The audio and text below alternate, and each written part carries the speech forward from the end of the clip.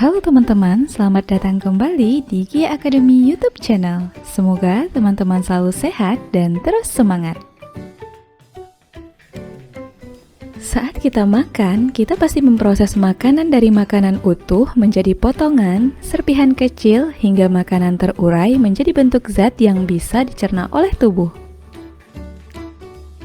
Nah, teman-teman, rangkaian proses mengolah makanan tadi akan membentuk sistem yang disebut sistem pencernaan. Jadi, di video kali ini kita akan belajar sistem pencernaan makanan. Ikuti terus videonya ya. Jadi, sistem pencernaan merupakan proses pemecahan makanan menjadi molekul sederhana yang melibatkan organ-organ dan kelenjar-kelenjar pencernaan. Proses pencernaan makanan pada manusia dibedakan menjadi dua, yaitu pencernaan mekanis dan pencernaan kimiawi. Pencernaan mekanis merupakan pengubahan makanan dari bentuk kasar menjadi bentuk halus dengan bantuan gerakan alat-alat pencernaan seperti gigi dan lambung. Sedangkan pencernaan kimiawi yaitu pelarutan dan pemecahan makanan oleh enzim-enzim pencernaan dengan mengubah makanan yang bermolekul besar menjadi molekul yang berukuran kecil. Proses pencernaan manusia melibatkan alat-alat pencernaan berikut: rongga mulut, kelenjar ludah, kerongkongan atau esofagus, lambung, hati, kantong empedu, pankreas, usus besar, usus halus, usus buntu atau appendix, dan anus. Semua alat pencernaan tadi dibedakan menjadi saluran pencernaan dan kelenjar pencernaan. Saluran pencernaan merupakan saluran yang memproses makanan dengan cara mengunyah, menelan, dan mencampur makanan dengan zat-zat di dalam organ pencernaan. Sedangkan kelenjar pencernaan adalah alat pencernaan yang dapat menghasilkan enzim-enzim untuk pencernaan kimiawi. Kita akan membahas organ dan prosesnya satu persatu. Inilah organ-organ dalam saluran pencernaan: rongga mulut, kerongkongan, lambung, usus halus, usus besar, dan anus. Yuk kita bahas. Kita mulai dari rongga mulut. Di dalam rongga mulut terjadi pencernaan makanan secara mekanis dan kimiawi.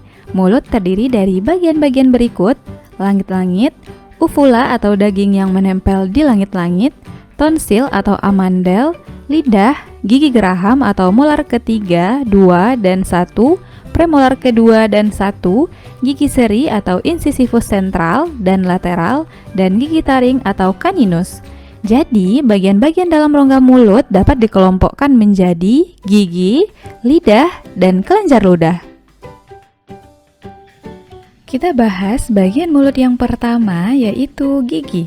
Gigi merupakan alat pencernaan mekanis yang berfungsi memotong makanan menjadi potongan-potongan yang lebih kecil sehingga enzim-enzim pencernaan dapat mencerna makanan dengan lebih cepat dan efisien. Berdasarkan bentuknya, gigi manusia terdiri dari gigi seri berfungsi untuk memotong makanan, gigi taring untuk mengoyak dan merobek makanan, gigi geraham, premolar, dan molar untuk mengunyah makanan. Dan beginilah struktur gigi kita. Secara umum, gigi terdiri dari 3 bagian, yaitu mahkota gigi, bagian gigi yang tampak dari luar, leher gigi, bagian gigi yang terlindung di dalam gusi, dan akar gigi, bagian gigi yang tertanam di dalam rahang. Bagian terluar gigi dilapisi email yang merupakan struktur terkeras dari tubuh. Di bawah lapisan email terdapat tulang gigi atau dentin. Bagian dentin yang masuk ke rahang dilapisi semen. Gigi kita tertanam di dalam gusi agar gigi tetap berada di posisi yang sesuai. Di bagian dalam gigi terdapat sumsum gigi atau pulpa yang berisi pembuluh kapiler, arteri, vena, dan jaringan syaraf. Dan pada bagian dasar gigi terdapat celah akar dan tulang karang. Bagian mulut berikutnya, lidah. Lidah tersusun atas otot lurik dan permukaannya dilapisi dengan lapisan epitelium yang mengandung banyak kelenjar lender atau mukosa. Pada permukaan lidah terdapat saraf-saraf atau reseptor perasa yang dapat merespon rasa di tempat yang berbeda. Rasa manis pada bagian ujung lidah, asin pada bagian tepi depan, asam lidah bagian tepi belakang, dan rasa pahit lidah bagian belakang atau pangkal lidah. Lidah berfungsi untuk membantu mencampur dan menelan makanan, mempertahankan makanan agar berada di antara gigi-gigi atas dan bawah saat makanan dikunyah, sebagai alat pengecap makanan karena mengandung banyak reseptor pengecap atau perasa, mencampur dan mengaduk makanan dengan ludah, mendorong makanan masuk ke esofagus. Selanjutnya, kelenjar ludah. Kelenjar ludah disebut juga dengan glandula salivalis. Kelenjar ludah berfungsi menyekresikan saliva atau air liur yang mengandung enzim pitialin. Enzim ini dapat mengubah amilum menjadi maltosa. Air liur berfungsi untuk membasahi makanan, mencegah mulut dari kekeringan, membunuh mikroorganisme, dan bertindak sebagai buffer atau penyangga pH. Ada 3 macam kelenjar ludah: kelenjar parotis di dekat telinga, kelenjar sublingualis di bawah lidah, kelenjar submandibularis di bawah rahang. Nah teman-teman, itulah bagian-bagian yang ada di dalam rongga mulut kita. Organ pencernaan kedua adalah kerongkongan. Kerongkongan adalah saluran sempit berbentuk pipa dan panjangnya lebih kurang 25 cm yang berfungsi sebagai jalan makanan dari mulut menuju lambung. Pada saluran pencernaan bagian atas terdapat faring atau rongga tekak. Faring merupakan daerah percabangan menuju rongga hidung, kerongkongan, dan tenggorokan. Faring dilengkapi epiglotis yang dapat membuka dan menutup. Dalam keadaan biasa, epiglotis akan selalu terbuka. Ketika makanan masuk, epiglotis menutup faring sehingga makanan masuk ke dalam kerongkongan. Kerongkongan terdiri dari 1/3 otot lurik dan 2/3 otot polos, dan dindingnya tersusun atas epitel pipih berlapis. Di dalam kerongkongan terjadi gerakan peristaltik, yaitu gerak kontraksi dan relaksasi otot polos yang mendorong makanan menuju lambung. Gerak peristaltik menghasilkan makanan berbentuk gumpalan yang disebut bolus. Jadi pada kerongkongan terjadi pencernaan secara mekanis. Bagian dalam kerongkongan senantiasa basah oleh cairan yang dihasilkan oleh kelenjar-kelenjar yang terdapat pada dinding kerongkongan untuk menjaga agar bolus menjadi basah dan licin sehingga mudah bergerak menuju lambung. Organ pencernaan berikutnya adalah lambung.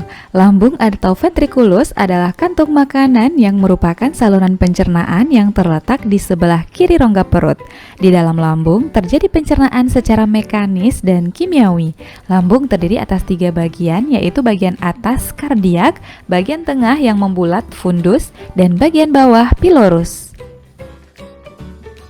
Lambung memiliki struktur berikut: kardiak bagian lambung atas dekat jantung, fundus bagian lambung tengah yang membulat, pilorus bagian lambung bawah dekat usus, rugae adalah membran mukosa berbentuk lekuk-lekuk yang berfungsi melindungi dinding lambung dari abrasi asam lambung, sphincter esophageal yaitu katup yang menjaga agar makanan yang masuk tetap berada di lambung, sphincter pylorus yaitu katup yang menjaga makanan agar tidak keluar sebelum pencernaan selesai.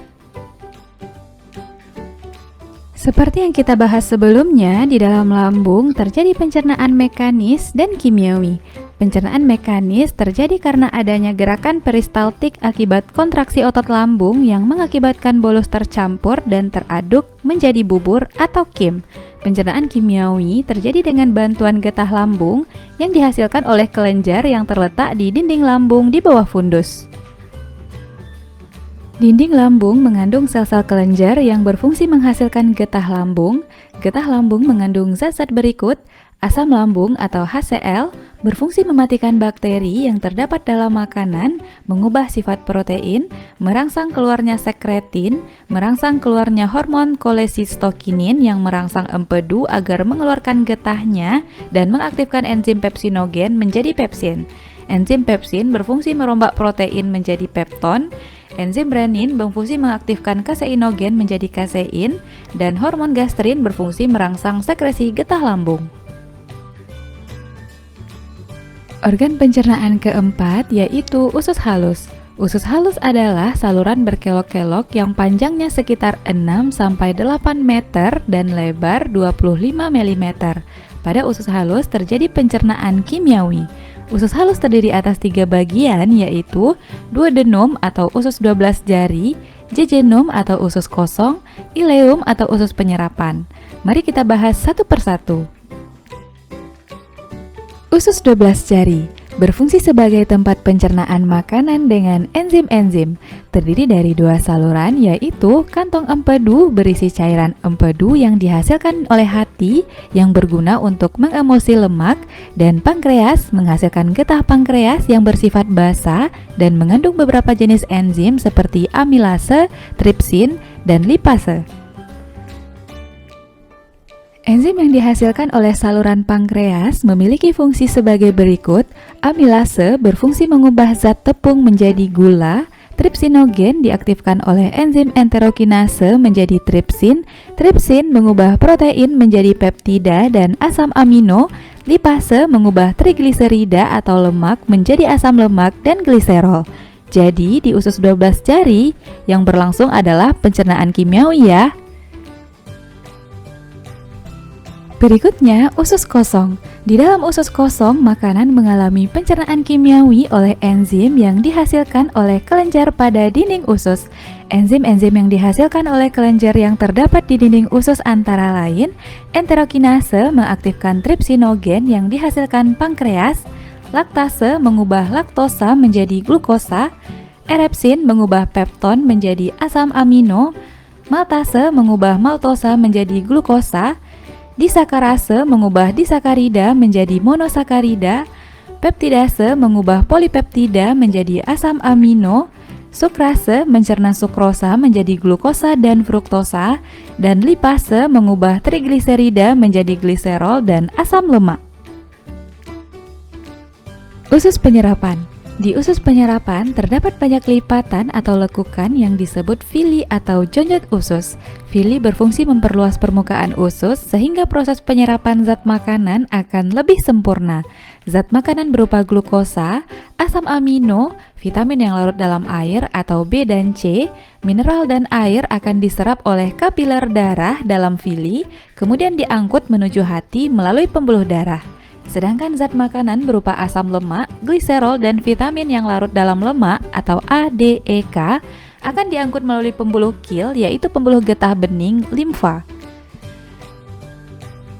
Sebagai organ penyerapan makanan, dinding usus halus memiliki struktur berikut. Lekukan pada bagian luar yang disebut villi untuk memperluas bidang penyerapan. Di dalamnya terdapat enterosit yang merupakan sel epitel silindris yang menyerap sari-sari makanan, sel goblet, sel yang berfungsi untuk menghasilkan getah usus, pembuluh darah, pembuluh limfa, dan membran mukosa pada bagian dasarnya.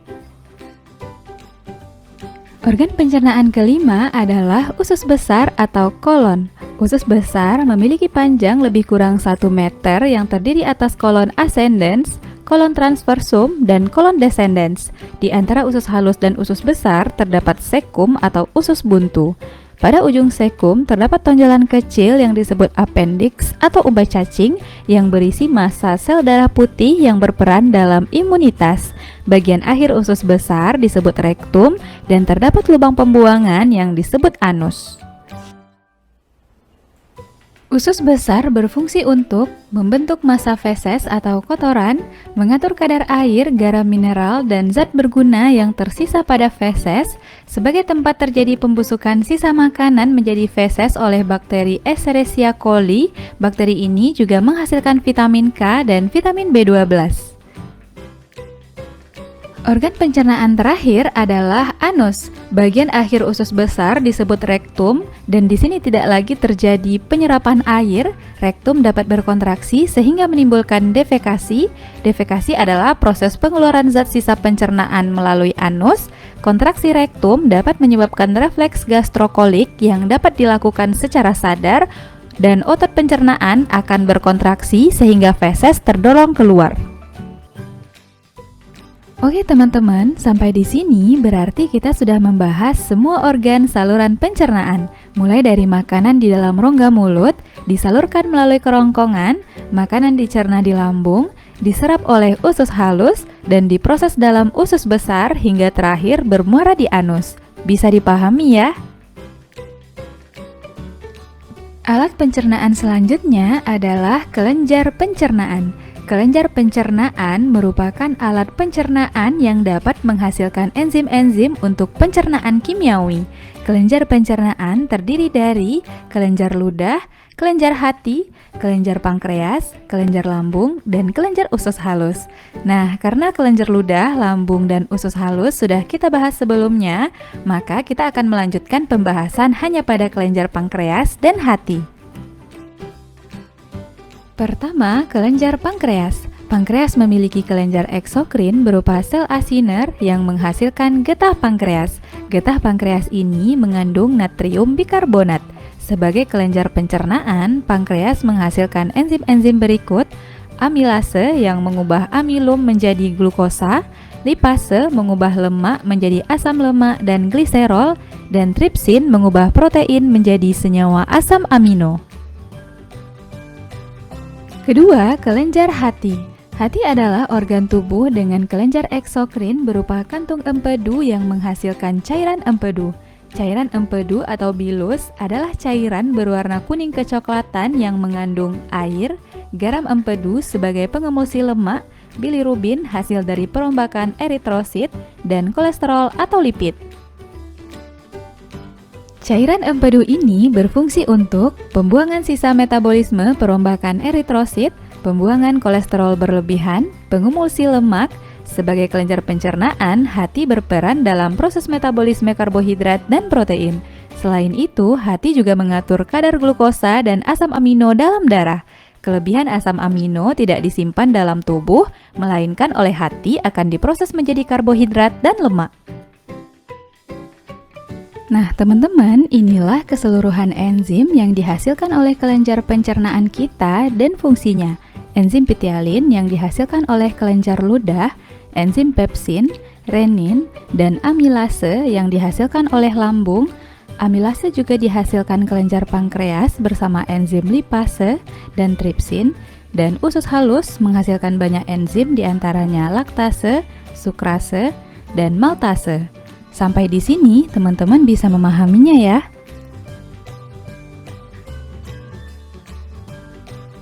Agar teman-teman semakin paham, mari kita selesaikan contoh soal berikut. Soal pertama, diberikan gambar saluran pencernaan, kita diminta menentukan organ pencernaan yang menghasilkan asam klorida dan natrium bikarbonat. Untuk menjawabnya, kita perlu tahu nama organ yang ditunjukkan oleh huruf dan fungsinya masing-masing. Huruf P adalah hati yang menghasilkan cairan empedu, Q, lambung menghasilkan asam klorida, enzim pepsin, renin, dan hormon gastrin. R adalah pankreas, memproduksi getah pankreas yang mengandung natrium bikarbonat. S, usus besar, dan T adalah usus halus yang menghasilkan beberapa enzim. Jadi, organ yang menghasilkan asam klorida dan natrium bikarbonat adalah lambung dan pankreas.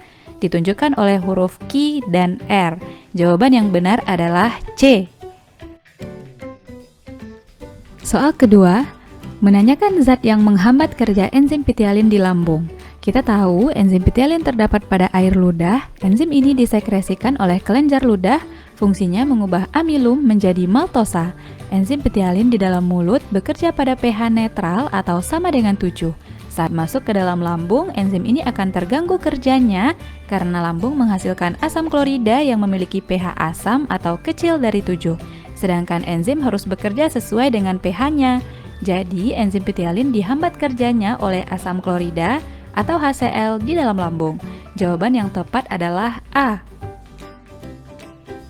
Soal terakhir, terdapat beberapa pernyataan kita diminta menentukan peristiwa yang terjadi dalam usus besar.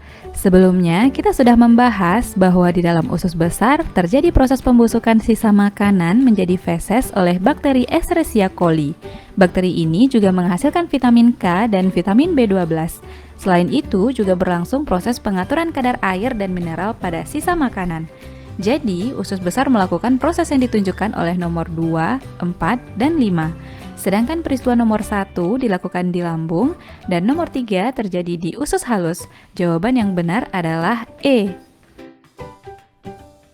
Oke teman-teman, berarti di video kali ini kita sudah membahas semua alat-alat pencernaan berupa organ pencernaan, tempat berlangsungnya peristiwa pencernaan, terdiri dari rongga mulut, kerongkongan, lambung, usus halus, usus besar, dan anus. Kelenjar pencernaan merupakan alat pencernaan yang menghasilkan enzim seperti kelenjar ludah, hati, pankreas, lambung, dan usus halus.